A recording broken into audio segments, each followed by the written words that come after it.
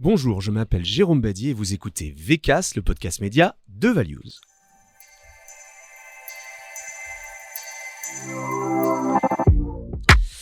Pour le 30e épisode de ce podcast, et oui déjà, nous avons voulu un format un peu exceptionnel, avec une nouvelle musique, une version en vidéo disponible sur notre site internet et nos réseaux sociaux, et surtout, un sujet d'importance, la responsabilité.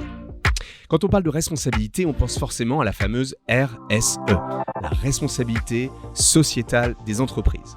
Bon, sauf qu'une fois qu'on a dit ça, on n'en sait pas beaucoup plus. Et pourtant, la RSE, c'est très clair. Ce sont 7 grandes thématiques.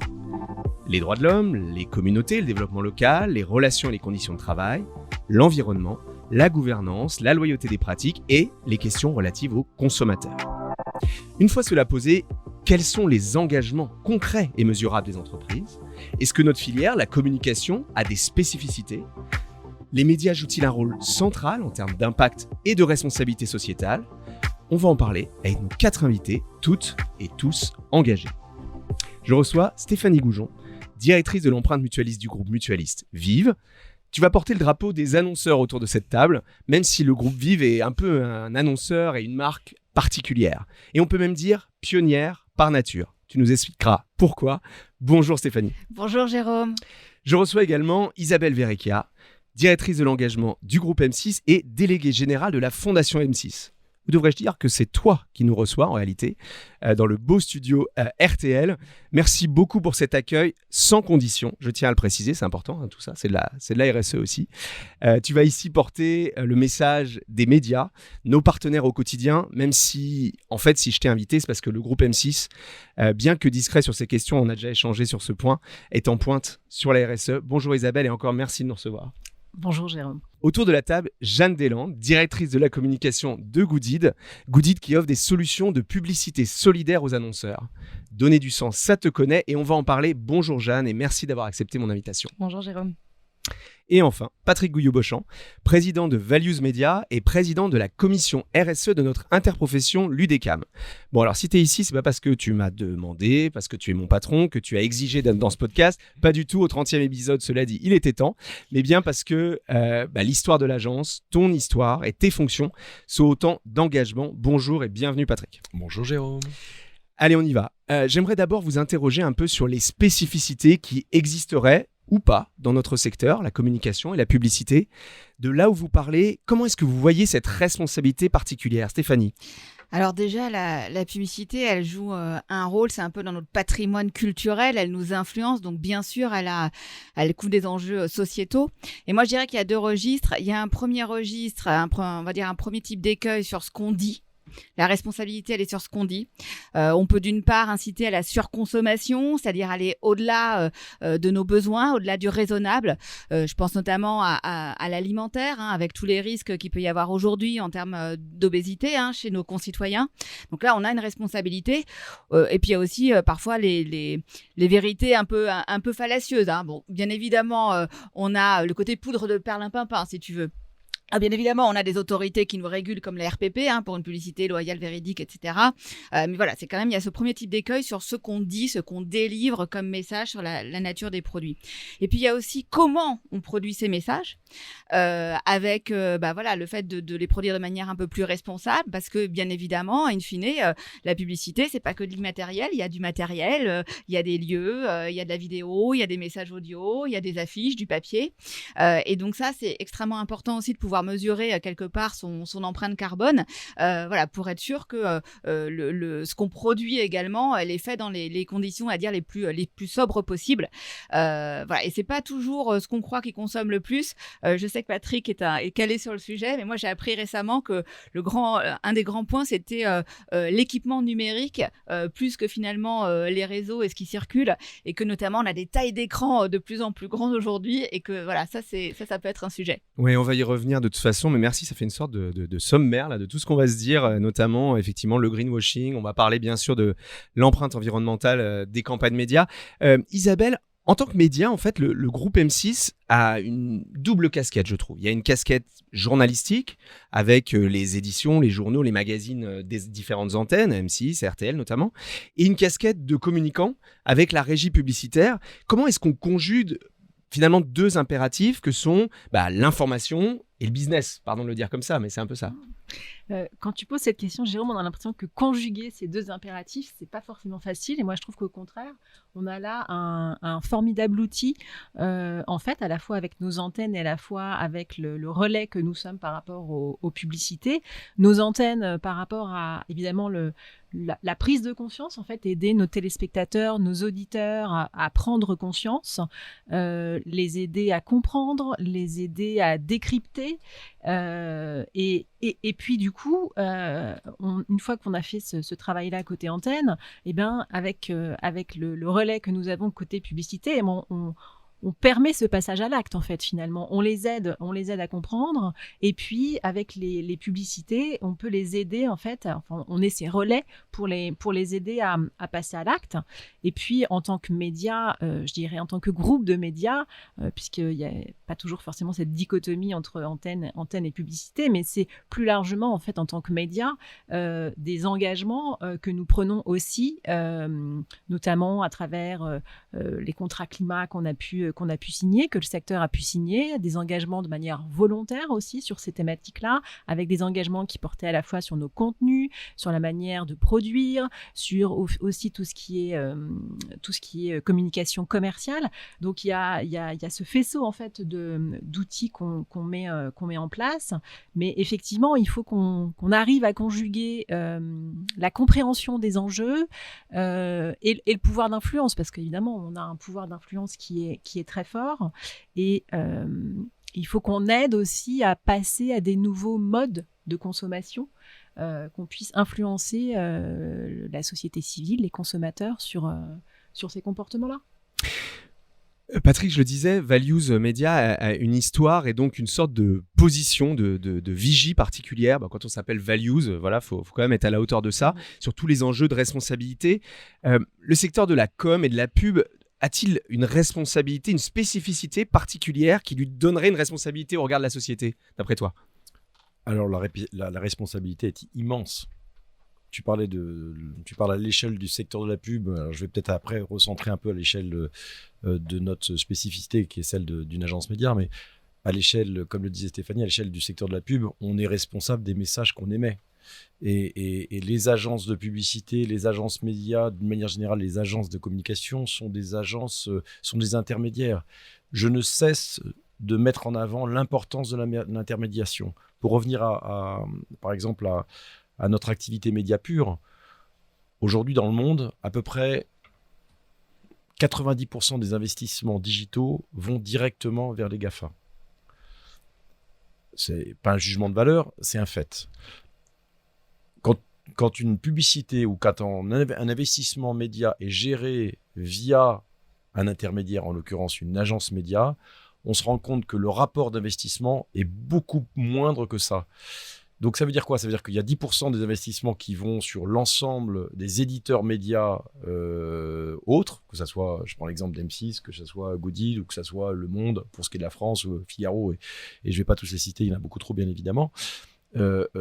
Quand on passe par une agence média ou quand on passe par une agence de publicité pour la définition, bien évidemment, du message, on a une intermédiation et donc une responsabilité beaucoup plus importante. Donc oui, ça me semble être un élément absolument important et c'est une dimension qui est largement prise en compte, même si beaucoup le contestent, mais qui est largement prise en compte par les différentes agences. Bon, la responsabilité d'un secteur, ok, mais quand on parle de responsabilité, on parle aussi de celle des marques vis-à-vis des consommateurs notamment, et des parties prenantes d'une manière générale. On l'a vu, ça fait partie des grandes thématiques de la RSE. Jeanne, de ton point de vue, comment est-ce que tu vois évoluer ou pas, encore une fois, la prise de conscience des marques à travers leur volonté d'ajouter, on va dire, une couche de sens à travers Goodil notamment, à leur communication. Je fais une incise, les derniers chiffres du baromètre de la publicité RSE de Kantar Media, là, tout récent, sur le mois de juillet, indiquent quand même une très forte baisse des investissements. Et donc, voilà, c'est un peu particulier parce qu'on a l'impression quand même qu'on n'a jamais autant parlé de ces questions de responsabilité et en même temps, les chiffres ne sont pas là. Donc déjà de ton point de vue, et puis je demanderai à Isabelle ensuite. Alors déjà, Goodit, c'est une régie publicitaire solidaire qui existe depuis maintenant près de 10 ans. Et nous avons clairement été aux premières loges de l'évolution chez les marques. Il y a quelques années, les directions communication et RSE, elles étaient plutôt silotées. Aujourd'hui, elles sont étroitement liées et elles fonctionnent rarement l'une sans l'autre. Pendant une période, peut-être même avant que Goodit existe, il y a des marques qui clamaient haut et fort leurs engagements, mais sans apporter la preuve. Et ça passait pas vraiment auprès des audiences qui sont de plus en plus aguerries sur ces sujets-là. Ça en est suivi une forme de frilosité du coup de la part des annonceurs à communiquer sur leurs actions, et elles se sont donc mises à agir avant de parler, et à juste titre. Et aujourd'hui, plus que jamais, les audiences, elles attendent des marques qu'elles s'engagent, et c'est finalement un vrai jeu d'équilibriste pour les marques pour pouvoir communiquer sur ces engagements et le faire savoir, mais sans pour autant le crier sur tous les toits ou de manière disproportionnée, sinon elles pourraient se faire taxer de greenwashing ou de social washing. Et je crois que c'est précisément pour cette raison que Goodit a rencontré un tel succès auprès des annonceurs, puisque notre format solidaire, il permet aux audiences d'agir en faveur de projets associatifs qui sont concrets grâce au budget média des marques, dans le plus grand respect des audiences, mais aussi et surtout dans l'intérêt des associations, des 300 associations dont nous sommes partenaires. C'est ça, hein, il y a le budget média, pour expliquer un petit peu ce qu'est Goodit, hein, c'est ça, il y a une partie qui est reversée en fait à Exactement. une cause, une association. Il y a 60% des budgets médias des annonceurs qui sont reversés à l'association du choix de l'annonceur. Isabelle, peut-être sur un petit rebond quand même là-dessus, sur ces chiffres en baisse et de ce baromètre qui est régulier là de Kantar. Oui, tu l'as dit, Jérôme, là sur le premier semestre 2023, il y a une baisse importante du chiffre d'affaires RSE dans les communications commerciales. Alors, nous, notre responsabilité en tant que média, c'est aussi de pouvoir accompagner les marques sur ces sujets-là, de permettre à travers des offres qui sont proposées de donner plus de visibilité, plus un écrin, je dirais, aux marques qui vont s'engager sur des communications qui portent des comportements plus responsables. Et puis aussi, c'est de les aider à décrypter. Donc, il y a nos antennes, mais aussi la régie publicitaire le fait, notamment avec une étude qui existe depuis 2019, qui est le temps des marques responsables, qui va analyser en fait le comportement des Français, leurs attentes, et puis aussi leur perception vis-à-vis des marques. Et sur 2023, chaque année, il y a une thématique différente. Et en 2023, il s'agissait d'interroger la mobilisation et de comment on peut développer en fait l'engagement, cette culture de l'engagement de nos Français. Et il y a un chiffre qui était intéressant, que je trouve intéressant de partager avec vous. Il y avait 44% en fait des personnes interrogées qui ne parvenaient pas à citer spontanément une marque responsable. Et ce chiffre était en hausse d'une année sur l'autre. Donc cette étude, elle est aussi intéressante puisqu'elle vient essayer de comprendre et de projeter un peu les comportements de nos consommateurs dans l'avenir pour justement aider les marques à mieux comprendre en fait les attentes et comment on peut aider aussi à passer à l'action différemment, en fait, à changer ses comportements. Je te présente une marque engagée. Donc justement, je disais, Stéphanie, le groupe Vive est un groupe mutualiste. Je parlais d'engagés ou responsables par nature. Mais du coup, on a l'impression, votre responsabilité, est-ce qu'elle n'est pas plus grande que les autres secteurs? On a beaucoup tapé sur les mutuelles de santé et en fait, ces mêmes mutuelles défendent un modèle qui est différent, un modèle redistributif, un modèle solidaire. Comment est-ce que ça se concrétise au-delà de la com? Tu es la première, lors de ta première intervention, à avoir dit justement attention à pas aller dans le washing quel qu'il soit. Voilà, marque engagée, responsable. Alors, tu as raison de parler des mutuelles. J'ai peut-être recontextualisé aussi le groupe Vive, qui est un groupe récent, qui est basé sur l'alliance de différentes entités, dont des mutuelles, effectivement. Il y a 3 métiers de la santé. Donc, on a un acteur mutualiste de la santé et de la protection sociale. Donc, on a les complémentaires santé, l'assurance, le volet épargne retraite. Mais on a aussi tout un pôle, tout un métier avec des établissements, les EHPAD, les crèches. Donc, là aussi, tu vois le poids des responsabilités qui peut être le nôtre. Et notre 3e métier, c'est qu'on est bailleur social, 4e bailleur social en France. Donc, pour donner quand même un petit peu les ordres de grandeur, c'est 11 millions de personnes protégées. Donc, c'est-à-dire que c'est une petite France qu'on couvre et 400 000 personnes logées et 4 millions de personnes accompagnées dans nos établissements. Donc, on a, rien que pour ça, effectivement, sur un domaine aussi sensible que la santé et de par la pluralité, la complémentarité de nos métiers, en gros, on fait la santé avant, pendant, après, on a une sacrée responsabilité. Donc oui, c'est très important de parler du modèle mutualiste. Et quand j'entendais Isabelle parler de l'engagement, justement, la spécificité du modèle mutualiste, c'est qu'à la table des décisions, au conseil d'administration, il n'y a pas d'actionnaire. Autour de la table, ce sont nos adhérents qui sont des militants, donc qui sont au plus près des besoins. Puisqu'ils connaissent leur vraie vie, ils ne sont pas hors sol, donc ils ne vont pas aller inventer des produits qui servent à rien, ils vont inventer des produits, des offres qui servent vraiment à quelque chose. Et donc d'avoir à cette table des négociations, des décisions des adhérents, ça change tout en termes de temporalité, parce qu'on est moins dans le court-termisme, parce que notre boussole, elle va plus être en faveur de l'humain et de l'environnement. Hier, j'avais un conseil d'administration. Sans trahir le secret, j'étais extrêmement fière de voir l'engagement sincère, la préoccupation aussi par rapport au sujet du dérèglement climatique et son impact sur notre santé. Voilà, donc la grande différence du modèle mutualiste, elle est là. Les gens qui prennent les décisions, c'est les adhérents. Oui, voilà, c'est ça. Ça, on coche la case gouvernance. Je donnais les 7 grandes thématiques. Aider et militantisme avec, notre grand combat qui est le droit à la santé, l'accessibilité de la santé, avec cette signature de marque que nous avons depuis le début de l'année pour une santé accessible à tous. C'est une sacrée promesse, on a du boulot. Ouais, il faudrait savoir, on s'interrogeait avant de rentrer dans ce studio, de savoir si ça rentrait justement dans les communications RSE. Ça serait intéressant de spotter ça. Côté UDECAM, alors attention, casquette pour Patrick, président de la commission RSE de l'UDECAM, donc c'est notre interprofession des agences médias. Est-ce qu'il en va de même que les autres interprofessions comme la ACC, etc., pour les agences de pub qui, elles aussi, se sont engagées en tant que marque finalement? C'est-à-dire que d'un coup, les agences deviennent aussi des marques elles-mêmes et qui se sont engagées sur la signature d'une charte RSE. Qu'est-ce que ça veut dire en fait pour des entreprises qui parlent aux entreprises, c'est-à-dire le côté B2B? Qu'est-ce que ça change? Pourquoi avoir adopté des chartes RSE comme ça? C'est la force du collectif. En fait, on est convaincu, bien évidemment, que chacune des entreprises doit s'engager, doit faire un effort, mais si on y va une par une de notre côté, objectivement, on ne va pas arriver à grand-chose.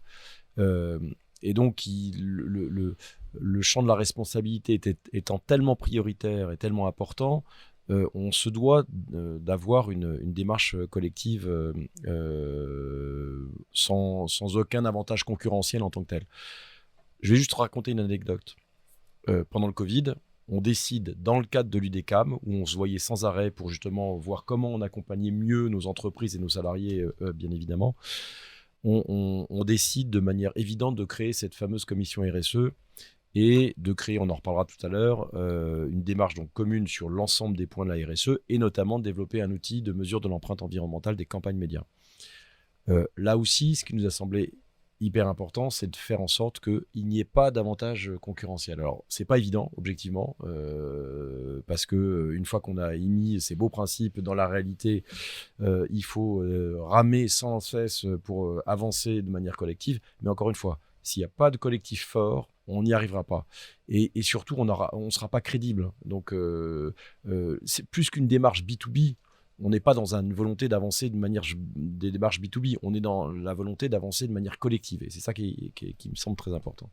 Bon, on peut pas être une émission, le podcast média, sans parler des médias, pas seulement sur la partie publicitaire. On a quand même l'impression qu'il y a une sorte de prise de conscience qui s'est généralisée grâce aux médias. On en parlait un peu tout à l'heure, Isabelle, mais et t'en parlais aussi, Patrick, d'ailleurs. Avec les réseaux sociaux, l'information, elle est absolument partout, et les audiences aussi, d'ailleurs. La question des fake news agite le landerneau. Elles sont même régulièrement, mais insuffisamment débunkées, c'est-à-dire contredites par des faits par les médias, merci. On pense évidemment à Check News de Libé, qui a été un des premiers aux décodeurs du monde, mais aussi aux infos décryptées dans les journaux d'M6, par exemple. Comment est-ce que les médias concourent à cette prise de conscience et finalement aux ODD, aux objectifs de développement durable, Isabelle? Tu l'as dit, en fait, on a finalement ce qui nous distingue des réseaux sociaux et des autres moyens de s'informer, notamment chez les jeunes, qui vont chercher l'information ailleurs. Et je pense que c'est ce qui fait aussi notre force, c'est-à-dire qu'il y a une qualité dans la manière dont l'information est traitée, dont la réflexion qui entoure l'angle d'un sujet qui est traité sur nos antennes. C'est ce qui fait vraiment la force de nos médias, et je pense que ça, c'est des choses qu'il faut qu'on mette davantage en avant, sur lesquelles il faut qu'on arrive à communiquer aussi davantage auprès des jeunes. J'insiste un peu, mais c'est quand même le sujet, même si au niveau des JT d'M6, on a les JT avec la moyenne d'âge la plus basse, mais on voit bien que nos jeunes vont chercher l'information ailleurs. Donc, pour moi, il y a deux choses. Il y a à la fois ce qui passe sur nos antennes, mais il y a aussi la manière dont on va faire de la pédagogie, en fait, auprès des jeunes, dont on va expliquer comment se fabrique une information, comment elle se construit, comment elle est véhiculée. Et alors, tu le disais, il y a les expliquez-nous sur nos JT, mais puisque de toute façon, nos jeunes, nos très très jeunes ne regardent pas toujours forcément nos JT, il faut qu'on aille les chercher ailleurs.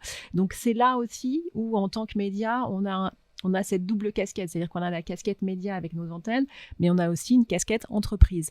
Et c'est pour ça qu'on est aussi très engagé sur ce sujet de pédagogie aux médias, avec des actions, notamment à travers les chaînes Gulli, qui sont de longue date engagées sur ces sujets-là et qui interviennent auprès des enfants pour justement rendre compte, expliquer comment cette information se construit, et puis les dangers aussi de l'information qu'on va chercher sur les réseaux sociaux. On est en train aussi de travailler sur des projets où on va toucher plutôt les jeunes adultes aussi, puisque on voit bien que c'est aussi ces jeunes-là, ceux qui sont, je dirais, qu'on a un peu plus invisible, qu'on a du mal à toucher. Donc c'est vraiment toujours cette double casquette entre le média et l'entreprise, et qui est aussi un alignement entre je dirais nos messages antennes et puis ce qui est fait par l'entreprise. Donc ce sujet-là, pour moi, il est très important vraiment d'aller toucher nos plus jeunes et de valoriser, de mettre en avant justement cette qualité de l'information sur les médias dits traditionnels. Oui, qualité de l'information qui repose sur des rédactions et des journalistes. Stéphanie, quel est ton regard sur la question de la responsabilité des médias ? On sait notamment que les questions de santé font partie des sujets hyper propices aux fake news, depuis les forums jusqu'aux thèses complètement complotistes. Complètement complotistes, c'est joli. On l'a vu au moment de la crise Covid, par exemple, ce genre de choses. Comment tu vois ça ? Nous, la réponse qu'on peut apporter, c'est la proximité. On n'a pas vocation comme les médias à décrypter ces choses. On n'est pas non plus l'État, parce que c'est aussi un enjeu de santé publique, quand tu parlais de toute la désinformation qu'il a pu y avoir sur les vaccins.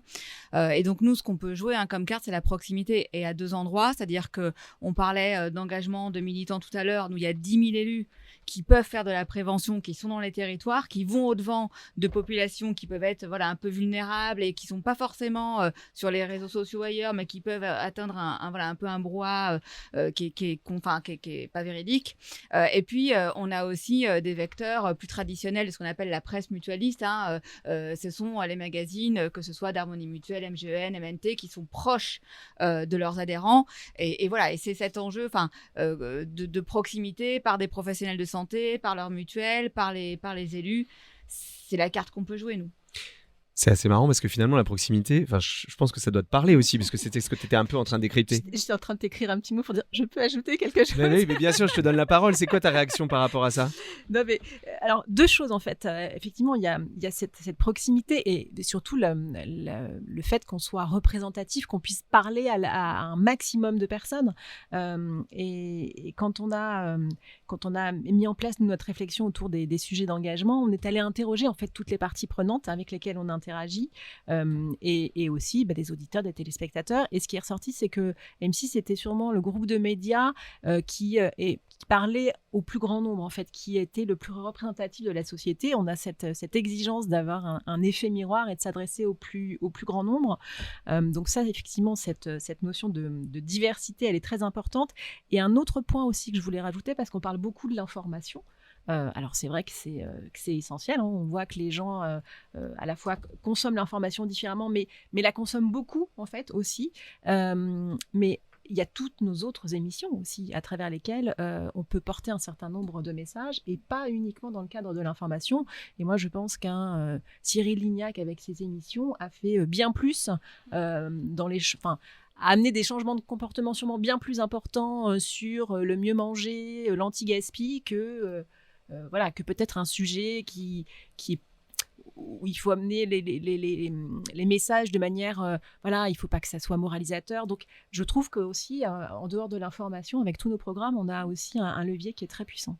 Il y a aussi une question de crédibilité de l'émetteur. On va pas en parler maintenant, mais en réalité, non, mais là, c'est là où tu as raison, finalement. Hein. Cyril Lignac, finalement, il est parfois, malheureusement ou heureusement, j'en sais rien, plus crédible qu'un autre émetteur. Stéphanie, tu parlais de l'État. En fait, oui, tu as raison, c'est des messages que l'État devrait porter aussi. Mais quel est le niveau de confiance que les gens accordent? Et en fait, ces questions, je crois qu'il y a un vrai sujet autour de la crédibilité aussi. Et voilà, on fera un nouvel épisode de VCAS, je vous réinviterai. Patrick, est-ce que finalement les investissements médias, c'est-à-dire la pub qu'une agence média achète pour le compte des marques, est un levier finalement pour favoriser, tu en as un peu parlé dans ton introduction, alors pardon, je vais le dire comme ça, les vrais médias, mais en tout cas les médias tel que décrit d'ailleurs par Isabelle juste avant. Comment est-ce qu'on concilie ce devoir d'impartialité des agences avec justement ces enjeux-là? Est-ce que finalement le juge de paix, c'est pas ça? On dit souvent que les consommateurs ont la décision dans leurs mains au moment où ils font leurs courses. On parlait du bio avant de rentrer sur ce studio, etc. En fait, il y a un moment, achète du bio et tu fais une première action. On peut pas toujours, mais voilà. Quel est ton avis là-dessus sur les investissements médias? Alors, je reviens encore et je défends encore plus cette notion d'intermédiation dont je parlais tout à l'heure. Mais je crois que l'intermédiation n'a d'intérêt que si justement elle est au service d'un principe démocratique encore plus fort. Oui, les agences médias, et je pense d'une manière générale les agences de publicité, mais les agences de communication, mais oui, les agences médias œuvrent énormément dans la défense de la démocratie parce que pousser une marque média référente, faire en sorte qu'elle ait les moyens d'exister, ça ne veut pas dire prendre position, ça ne veut pas dire avantager un éditeur média par rapport à un autre, mais par rapport notamment aux réseaux sociaux de manière générale, oui, c'est un élément primordial et prioritaire de notre action. Donc je pense qu'à notre petite échelle, nous avons un rôle dans le débat démocratique justement pour aider, pour favoriser l'expression d'un contenu responsable, fort, et encore une fois, il ne s'agit pas de prendre position l'un par rapport aux autres.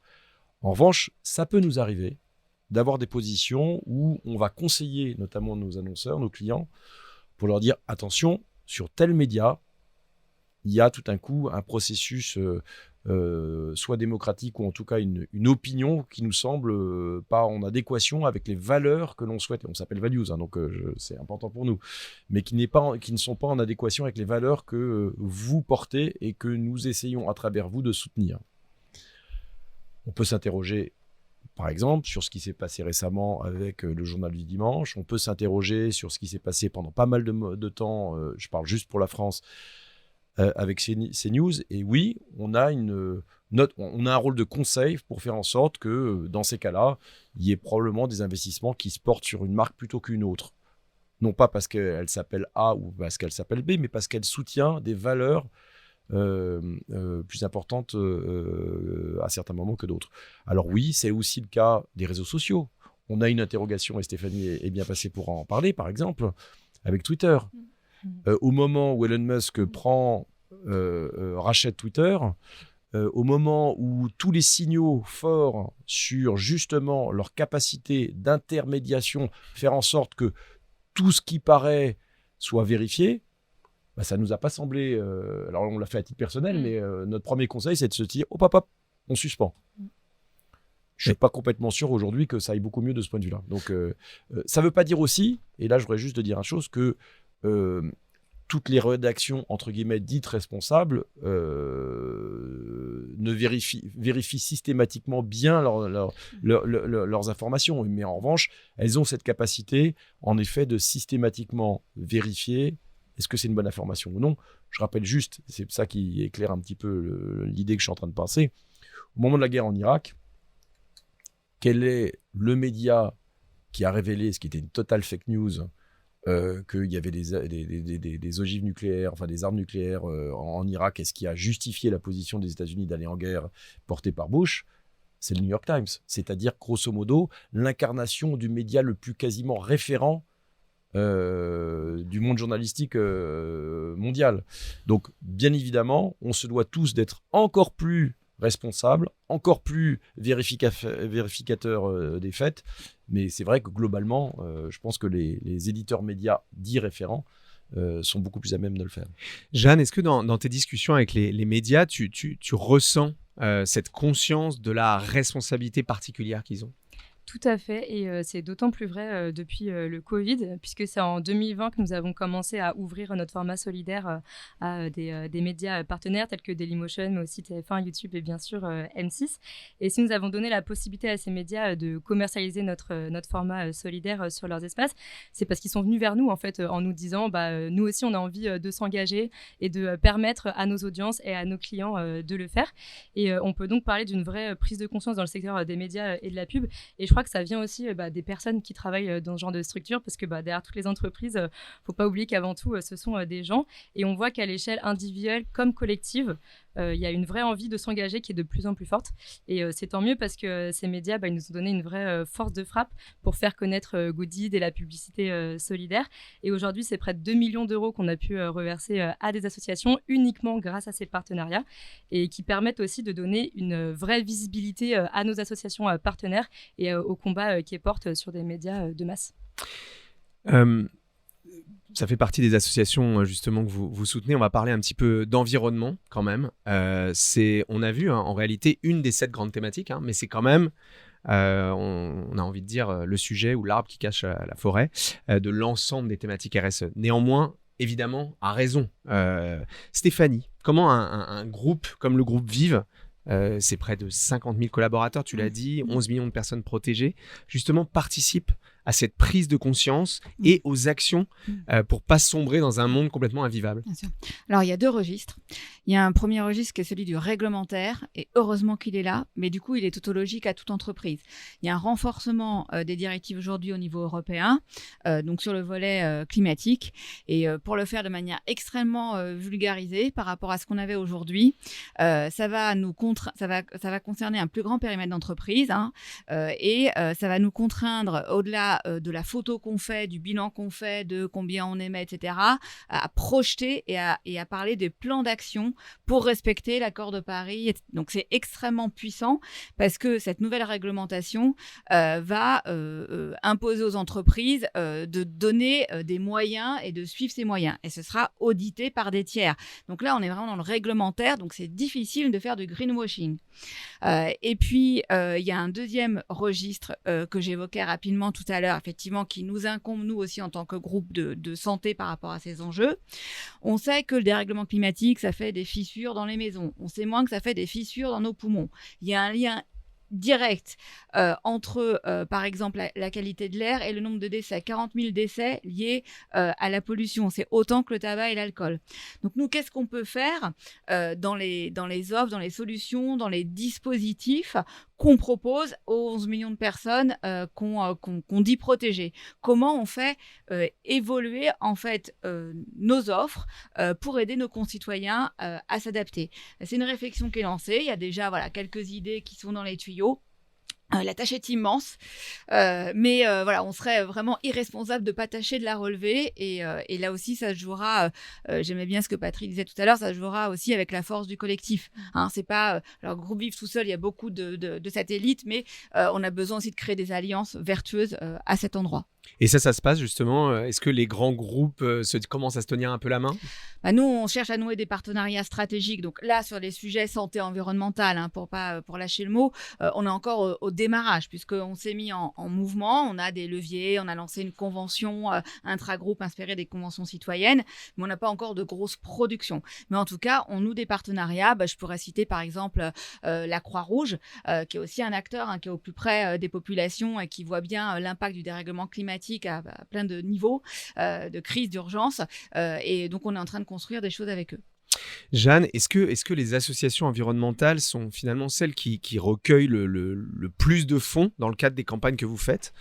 Complètement. La cause environnementale, c'est celle qui est la plus plébiscitée par les annonceurs qui s'engagent avec nous, puisqu'elle représente 1/3 des projets qu'on finance via Goodid, alors même qu'on a répertorié 11 causes, que ce soit l'inclusion sociale, la lutte contre la pauvreté, l'accès à la santé, etc. Pour autant, chez Goodid, on pense vraiment que la transition écologique, elle ne pourra pas se faire sans une société qui est plus juste et plus équitable. Et parce que pour que chaque citoyen et citoyenne il puisse agir convenablement pour la lutte, pour la protection de la planète, etc., il faut déjà qu'ils puissent en avoir les moyens et qu'ils sentent à leur place dans la société. Et a priori, ce sentiment, il est partagé par les marques qui s'engagent avec nous, puisque les causes les plus financées après l'environnement, ce sont justement l'inclusion sociale, la lutte contre la pauvreté, etc. Patrick, en tant que président de la commission, à nouveau RSE de l'UDECAM, tu as conduit la création, avec cette commission, la création d'un outil de mesure de l'empreinte environnementale des campagnes médias. Alors, je vous le dis concrètement parce que j'ai un peu participé, on pourrait faire 4 podcasts dessus, donc on va essayer de faire court. Est-ce que c'est encore un nouvel outil ? Est-ce que tu peux nous en dire plus sur cet outil, et puis on écoutera Isabelle ensuite. Alors, le problème, c'est justement de faire en sorte que ça ne soit pas un énième outil. Alors on est parti de manière ultra vertueuse au début en se disant de toute façon c'est tellement le bon sens que tout le monde va aller dans ce sillon tellement il nous semble évident. On s'est dit on va avancer de manière collective, on va prendre une méthode qui n'est pas une énième méthode de plus, mais qui sera une méthode d'abord indépendante de l'UDECAM, donc de toutes les agences médias qui sont représentées, c'est-à-dire à peu près 98% des agences du secteur. Et donc du coup, on a choisi en l'occurrence une méthode, mais peu importe, qui est celle de l'Union européenne, donc un acteur public absolument référent, institutionnel absolument référent. Et puis on s'est dit, on va avoir une méthode et un outil qui vont être absolument identiques, quel que soit le média. Donc transversaux, avec un outil transversal pour l'ensemble des médias. Et donc, ça va être bien évidemment d'une telle évidence que tout le monde va dire formidable, on y va ensemble. Et en sachant que bien évidemment, à chaque fois, on ouvre et on œuvre toujours, on ouvrait à tout le monde, donc toutes les parties prenantes, que ce soit annonceurs, régie et agences, on ouvre à tout le monde la capacité, la possibilité d'utiliser l'outil et d'y participer. Et puis on s'est dit, ce qui est formidable, c'est qu'on va pouvoir aussi, comme la méthode l'exige, faire en sorte que chaque partie prenante soit étudiée, on puisse analyser s'il y a vraiment une différence entre, par exemple, un M6 et un TF1, en termes de... Et puis là, on s'est rendu compte qu'en fin de compte, déjà, entre médias, ça posait beaucoup de problèmes. C'est-à-dire que la télé ne veut pas se comparer avec l'affichage, qui ne veut pas se comparer avec la presse, qui ne veut pas se comparer avec la radio, ce genre de choses. Bon, donc un gros souci de pédagogie et d'évangélisation. Je pense qu'objectivement, maintenant, tout le monde est en train d'avancer de concert là-dessus. Mais il y a forcément des freins. Parce que les freins font que chaque entité a pas non, et puis je peux le comprendre, chaque entité ou chaque média n'a pas envie de se dire hop, moi je suis moins contributeur, je suis plus impactant que telle agence, que tel média, pardon, et donc je ne veux pas être sanctionné quelque part dans le choix discriminé dans la recommandation média. Alors qu'en fait, ça n'a jamais été l'objectif. Au contraire, c'est de faire en sorte que on est tous, dans toutes nos explications, on est systématiquement parti de ça. On est tous nuls au départ. On est tous hyper impactants. L'important n'est pas d'avoir un point zéro où on se dise qu'on est tous impactants, c'est comment on va faire à travers l'évolution de nos différents points et comment on va faire en sorte que l'ensemble du secteur, de manière collective, soit beaucoup plus vertueux. Donc c'est ça, c'est la progression qui est importante. Donc on est en train d'avancer, l'outil, ça y est en marche, il commence à être utilisé, pas autant qu'à titre personnel, j'aimerais qu'on le souhaite, mais il commence à être utilisé. Et l'idée, c'est bien évidemment faire en sorte qu'on soit tous beaucoup plus vertueux. C'est un outil, c'est une méthode qui permet encore une fois de mesurer l'impact de l'ensemble des médias avec la même méthode. Et l'idée, c'est de faire en sorte que c'est pas un copyright UDECAM, c'est pas une propriété de l'UDECAM, mais c'est de faire en sorte que l'ensemble des médias et l'ensemble des parties prenantes du secteur avancent sur une démarche commune. Après, objectivement, quel que soit l'outil utilisé, je m'en fiche. On ne gagnera que si quel que soit l'outil utilisé, j'allais dire quelle que soit la méthode utilisée, on arrive à des résultats qui soient comparables les uns par rapport aux autres. Oui, ce qui compte, c'est la progression, évidemment. Isabelle, côté M6, évidemment, vous avez des mesures de l'empreinte carbone, je sais. En tout cas, comment vous faites pour réduire, on parlait du chemin à parcourir, comment vous faites pour réduire l'impact de vos activités et finalement, est-ce que c'est compatible avec les missions du groupe aussi ? Alors, avant de répondre, je voulais juste faire une toute petite remarque parce qu'on parle de l'environnement et c'est sûr que c'est important, mais partager avec vous, quand on a fait, nous, ce dialogue avec nos parties prenantes, on nous a dit l'environnement, c'est très important. De toute façon, il n'y a même pas besoin d'en parler. Mais on nous a aussi beaucoup dit, attention, en tant que média, on vous attend aussi beaucoup sur les sujets sociétaux, donc ne les mettez pas de côté pour autant. Voilà, c'est les 7 grandes thématiques. Le petit préalable que je voulais faire. Patrick, pour rebondir sur ce que vous disiez, moi j'ai plutôt un sentiment, alors bon là on était sur le sujet d'une calculette carbone, mais mon sentiment à moi au niveau secteur, c'est que je trouve, vous avez entièrement raison, c'est cette progression et comment la force du collectif dont vous parlez depuis le début, et je partage totalement ce point de vue, et ben moi j'ai le sentiment, alors c'est sûr que c'est pas facile tous les jours, mais que les choses, elles bougent et elles avancent. Je donne quelques exemples. L'éco-production. Donc, comment on va produire, comment on va faire en sorte de réduire l'impact de nos programmes lorsqu'on produit nos programmes. Eh bien, il y a un collectif. Alors, au tout départ, c'était un collectif. Et puis, il y a 2 ans et demi maintenant, on s'est transformé. Enfin, le collectif est devenu une association EcoProd, qui réunit des diffuseurs, des producteurs, des structures techniques et avec vraiment l'ambition de créer des outils qui vont permettre au secteur, d'accompagner le secteur dans sa transformation. Et on est tous au sein d'EcoProd, y compris les diffuseurs, et on discute de ces sujets-là.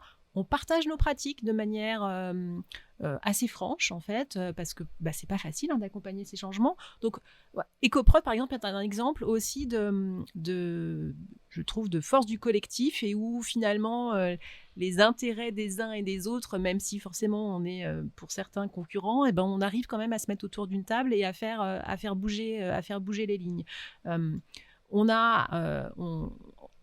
De manière plus informelle aussi, on échange. Moi, j'ai des homologues dans d'autres chaînes. Pareil, on se réunit et on échange aussi parce que, vous l'avez dit, ces sujets-là, finalement, ils sont assez nouveaux. Voilà, on parle de l'empreinte carbone, mais c'est un sujet qui est assez récent à l'échelle d'autres sujets. Et on discutait on a à peu près tous fait nos bilans carbone. Chez M6, on a fait notre bilan, on est à 2 bilans carbone complets, y compris sur le scope 3. Et ça, c'est pas une mince affaire. Et on a bien vu aussi qu'entre le premier et le deuxième, finalement, les choses, elles avaient évolué aussi en termes de méthodologie. Donc, on avance aussi finalement avec la technicité et les évolutions de ces sujets-là, mais on s'est dit, ok, bon, on a à peu près tous fait nos bilans carbone, maintenant, comment on peut faire pour avoir à peu près une méthodologie, ne serait-ce que de bilan carbone qui soit commune aux diffuseurs. Bon, l'éco-production, le sujet est à peu près traité puisqu'il y a EcoProd qui permet d'avoir des outils. Bon, on a un sujet maintenant au niveau de la distribution, donc c'est-à-dire comment on envoie les signaux de nos chaînes, de nos radios, de nos plateformes. Donc là, il y a des discussions aussi qui se sont amorcées de manière totalement, pour le moment informelle, mais avec une vraie volonté d'avancer ensemble pour qu'il y ait une cohérence aussi au niveau du secteur. Et je sais aussi qu'il y a d'autres secteurs de la communication où, pareil, des concurrents se sont aussi regroupés pour arriver à amener de la cohérence. Donc, moi, je trouve que... alors, peut-être que c'est mon côté à voir toujours les choses, le verre à moitié plein, et à être... quand on traite de ces sujets d'engagement, il faut voir le moindre petit pas de manière très positive. Mais je trouve que moi, du coup, au niveau du secteur, les choses sont quand même en train d'évoluer. Pour M6, donc je disais, on a fait ce bilan carbone. Là, on démarre une mission autour de la trajectoire, parce que maintenant qu'on a une photo fiable, ce que disait Stéphanie, comment on va la réduire, et moi, dans les messages que je porte en interne et qui sont partagés par tous, c'est qu'on n'est pas à la foire des moins 30, moins 40 et moins 50%, et où après, derrière, on se dit, ok, qu'est-ce qu'on fait rentrer dedans, et où on rame pour arriver, voilà. Donc, on aborde ça, je dirais, de manière très posée, très pragmatique, pratiques, avec aussi l'ambition de changer nos pratiques, mais de voir comment on va pouvoir impacter les grands leviers. Il y a la production, il y a la distribution, et puis après, il y a tous les, je dirais, qui va être plus interne à l'entreprise. Donc, on l'aborde comme ça. On s'interroge aussi, on parle beaucoup de neutralité carbone, de compensation carbone. Mais ça, c'est pareil. Pour l'instant, le groupe n'est pas engagé sur de la compensation carbone parce qu'on réfléchit à ce sujet-là de manière très posée. Par contre, on fait du mécénat environnemental, c'est-à-dire qu'on va soutenir des actions, notamment une qui est le Fonds pour l'arbre, qui regroupe un certain nombre de marques et d'entreprises autour de la cause de l'arbre, je dirais, tout ce qui est en dehors des forêts, en fait, tout ce qui est agroforesterie, et où on va aussi aider finalement nos agriculteurs, vous savez, c'est un sujet qui est cher à M6, à changer aussi leurs pratiques. Donc voilà, on réfléchit, on avance posément sur ces sujets-là. Patrick, tu voulais réagir? Non, juste, alors je suis en général aussi complètement sur un principe de verre à moitié plein.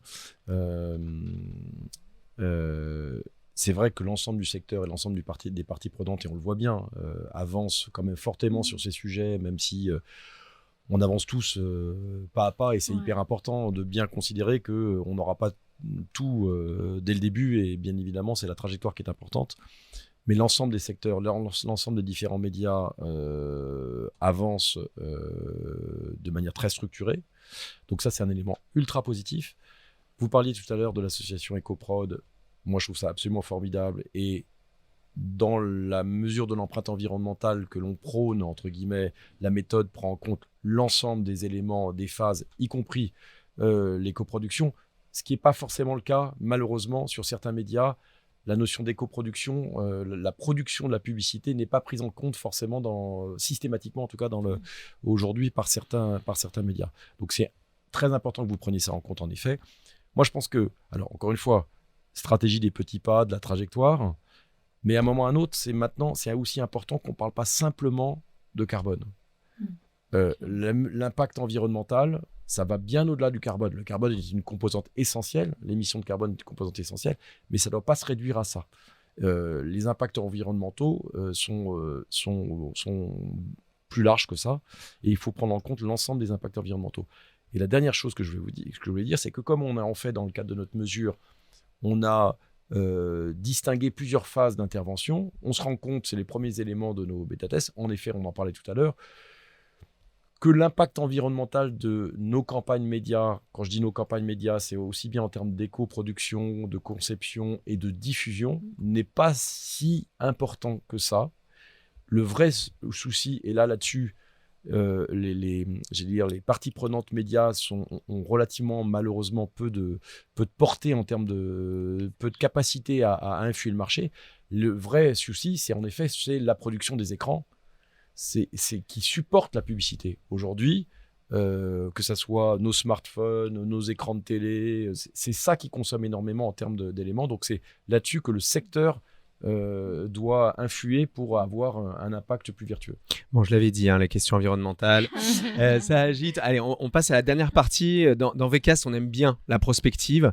Et finalement, tous nos métiers sont confrontés à des nouveaux défis qui menacent un peu nos activités. Bon, allez, je lance des exemples. Donc, l'intelligence artificielle, on a parlé un petit peu de l'indépendance des rédactions, donc le regroupement des médias, la consommation frénétique des réseaux sociaux par les jeunes générations. Isabelle, comment est-ce qu'un groupe, tu en as un petit peu parlé, mais comment est-ce qu'un groupe comme M6, et je pense que d'ailleurs c'est valable pour tous les grands éditeurs français et mondiaux, comment M6 essaye de résister ou en tout cas de créer un modèle face à tous ces défis?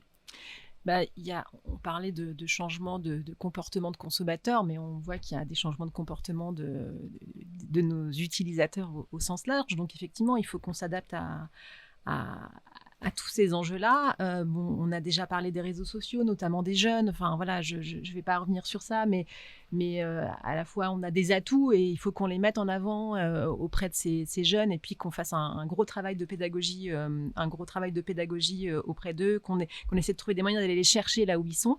Ça c'est important sur l'indépendance des rédactions, voilà, sans commenter forcément ce qui se passe chez les autres. Enfin, c'est pas forcément le propos, mais elle est essentielle. Et je vous raconte une petite anecdote. Au sein du groupe, on a une fondation qui, depuis 15 ans, qui œuvre sur les prisons et la réinsertion des personnes détenues. C'est vrai que c'est pas tous les jours facile parce que nous, on est très impliqués sur le terrain, on travaille avec une administration pénitentiaire et quand il y a un documentaire, un reportage qui sort et qui va pointer du doigt des défaillances, et c'est sûr que derrière on rame. Mais moi, je crois beaucoup en fait en la sincérité de nos actions en fait. Et alors derrière, on a eu une fois un cas comme ça, c'était compliqué, on a bien ramé, mais par ailleurs, le travail qu'on faisait sur le terrain démontrait à notre partenaire principal, l'administration pénitentiaire, voilà, qu'il y avait une sincérité dans notre démarche et qu'il y avait les antennes, et puis il y avait aussi ce qu'on faisait. Donc je pense que cette indépendance des rédactions, elle est primordiale en fait. Donc même si derrière c'est pas toujours facile, mais on assume. Et puis oui, l'intelligence artificielle. Alors là. Là, on rentre dans une nouvelle ère en fait sur ces sujets-là. Alors, on avance avec beaucoup de précautions. Je pense qu'il faut essayer de voir ce qu'il peut y avoir de positif dans ce sujet-là, à la fois comment on peut créer des outils en fait sur différents métiers pour que on puisse déléguer des tâches qui puissent être pénibles et puis arriver à se concentrer peut-être sur des choses à plus avec une valeur ajoutée plus forte. Il faut essayer en fait de tirer le parti pris de cette technologie. Après, ça pose aussi des questions. Il y a certains usages qui ne posent pas de problème, d'autres qui vont en poser davantage, qui vont poser des questions d'éthique, qui vont poser des questions juridiques. Alors, on a monté une task force au sein du groupe pour épauler les différentes équipes sur ces sujets-là. Mais évidemment, l'enjeu autour de ça, c'est de garantir à nos téléspectateurs, à nos auditeurs, une fiabilité de nos contenus, la qualité qu'on a toujours eue, et puis une transparence. Et puis un autre enjeu aussi pour les médias, ça va être l'usage qui va être fait de nos données. Donc ça, je dirais que c'est peut-être plus la thématique sur laquelle il y a... Oui. Voilà, où c'est un plus grand saut dans le vide, quoi. Jeanne, le modèle Goodit, c'est, je le disais, à apporter de la vertu, du sens aux actions publicitaires. Mais comment finalement adapter ce modèle dans un monde médiatique, j'allais dire social first, quoi? C'est loin d'être évident parce que y a nombreux impacts négatifs avec les réseaux sociaux sur les jeunes et sur les moins jeunes aussi. Mais bon, ils existent et je crois que personne autour de ce studio peut dire qu'il n'y va pas au moins une fois par jour. Et de plus, je pense que les réseaux sociaux, ils peuvent avoir une vraie force de frappe positive, notamment en termes de sensibilisation et d'engagement parce que les communautés qui y sont présentes, elles sont super actives. Donc chez Goodit, en tout cas, on s'est adapté et on a déployé notre format solidaire aussi en social media, donc sur Facebook, Instagram, Snapchat et même LinkedIn. Et l'idée, c'est de se dire que partout où il y a de la publicité, en fait, il peut y avoir de la solidarité.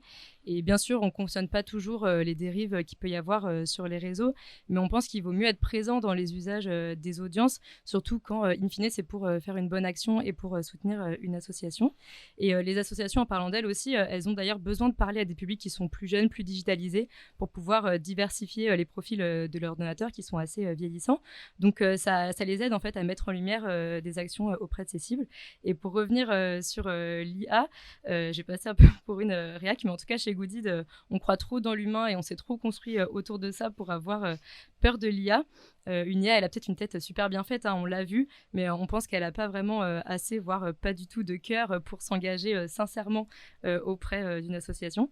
Cependant, parce que tout est nuançable, je crois qu'encore une fois, l'IA, elle peut aussi servir d'outil hyper intéressant et hyper puissant si elle est utilisée de manière vertueuse. Donc je te rejoins, Isabelle.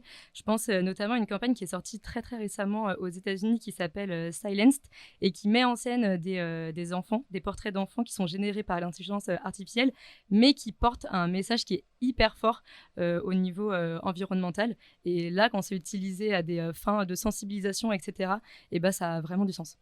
Patrick, tu es un optimiste, je le sais. Comment est-ce que nos métiers, la communication, mais également les médias peuvent se débattre là dans tous ces nouveaux défis ? je reprendrai le thème du podcast, tous responsables. Malheureusement, on n'évitera jamais le potentiel de dérive. Je lisais encore ce matin un article sur les dérives de l'IA dans le cadre du photojournalisme. On voyait notamment une photo de Macron totalement fake news qui a circulé sur les réseaux sociaux avec derrière, au milieu des manifestants et derrière des casquettes nazies. Alors ça circule sur les réseaux sociaux. Alors c'est une conception du média au sens terme, au sens propre, au sens médium de canal de diffusion. Mais est-ce que c'est un média au sens, même si c'est malheureusement le principal canal d'information pour bon nombre de personnes. Après, j'ai pas d'angoisse, en tout cas sur les éditeurs médias traditionnels qui sont là pour porter. Donc, en fait, là, on rentre dans un domaine où malheureusement on a peu de certitude. Ce qui est sûr, c'est que je pense qu'à un moment ou à un autre, les pouvoirs publics vont aussi réguler de manière à avoir une utilisation de l'intelligence artificielle plus responsable. Mais encore une fois, on appelle la responsabilité de tous et de chacun. Bon, je vais laisser le mot de la fin à Stéphanie. Ton service, ou du moins toute la cellule que tu diriges, s'appelle l'empreinte mutualiste. Comment est-ce que finalement le modèle mutualiste peut apporter son empreinte ou de la lumière dans tous ces sujets ? Est-ce que c'est un contre-modèle finalement qui peut apporter des solutions ? Alors moi, j'aimerais faire écho à ce qu'a dit Jeanne sur l'humain. Parce que je pense que l'empreinte mutualiste et le modèle mutualiste, une de ses vertus, c'est vraiment de mettre l'humain au cœur. Et ce qui ne veut pas dire qu'il faut faire l'autruche par rapport à l'intelligence artificielle, au machine learning. Non, au contraire, Churchill disait, il faut mieux prendre le changement par la main avant qu'il vous prenne à la gorge. Donc, bien sûr, on regarde l'intelligence artificielle qui n'a d'intelligence que le nom. On va juste rappeler que c'est des algorithmes. Mais donc, je reparle de l'humain. Pourquoi ? Parce que nous, on travaille donc, pour une santé accessible à tous sur l'accessibilité au niveau géographique. On parle beaucoup des déserts médicaux. Donc, voilà, nous, on essaie vraiment d'aller dans l'endroit de pouvoir pallier à ça. Sur l'accessibilité dite populationnelle, d'aller aussi vers des gens qui sont plus vulnérables, qui ont moins accès à la santé. Et puis, vers aussi une accessibilité financière. C'était à la base aussi le sujet des complémentaires santé, d'avoir un reste à charge le plus petit possible. Et ça, c'est effectivement possible parce qu'on est mutualiste. Et derrière ce mot-là, il y a quoi ? Il y a un mot qui est un peu galvaudé, qui est le mot de la solidarité. Et la solidarité, c'est pas une affaire de charité ou de générosité, c'est une affaire de responsabilité, ce qui permet de faire le mot de la fin par rapport au titre du podcast. Bon, génial. Finalement, en conclusion, on pourrait dire que l'humain, je vais reprendre ça en fait, l'humain est au cœur, il faut peut-être lui faire confiance. Et si nous tous, on arrive à mettre en avant justement le devoir de responsabilité, ensuite, il faut faire confiance en l'humain pour retrouver certainement les bonnes solutions pour avancer. Merci beaucoup à tous les quatre d'avoir participé à cet épisode 30 de VCast. Je voudrais faire un remerciement tout particulier à Jérémy Vallet. Merci pour ton aide dans la concrétisation de cet épisode. Et quant à vous, chers auditeurs, je vous retrouve très bientôt pour un nouvel épisode de VCast. N'hésitez pas à en parler autour de vous, à nous mettre des étoiles et des commentaires sur votre plateforme de podcast préférée. Ciao.